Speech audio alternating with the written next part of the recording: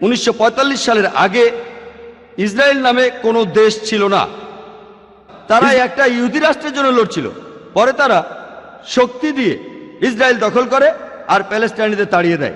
এখন এই লোকগুলি প্যালেস্টাইনের লোকদের বলছে, যাদের দাবিটা আরো জোরালো, তাদের দেশ ফেরত চায়। এখন তাদেরকে সন্ত্রাসী বলে ডাকছে ইসরায়েলিরাই। চিন্তা করেন, হিটলার 60 লক্ষ ইহুদি মেরেছিলেন। তিনি ইহুদিদের বের করে দিয়েছিলেন। তারা প্যালেস্টাইনে যাবে কেন? প্যালেস্টাইনিরা তাদের জ্ঞাতিভাইদের আমন্ত্রণ জানিয়েছিল।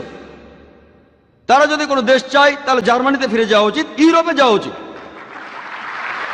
চিন্তা করেন, প্যালেস্টাইনিরা তাদের স্বাগতম জানিয়েছিল। ধরেন আপনার বাসায় একজন মেহমান আসলো, অচেনা সেই লোককে আপনি বাসায় থাকতে দিলেন, আর কিছুদিন পর সে আপনাকে বাসা থেকে বের করে দিল। আপনি দরজার সামনে বলতে থাকলেন, আমার ঘর ফেরত চাই, ফেরত দেন। লোকে আপনাকে বলবে সন্ত্রাসী।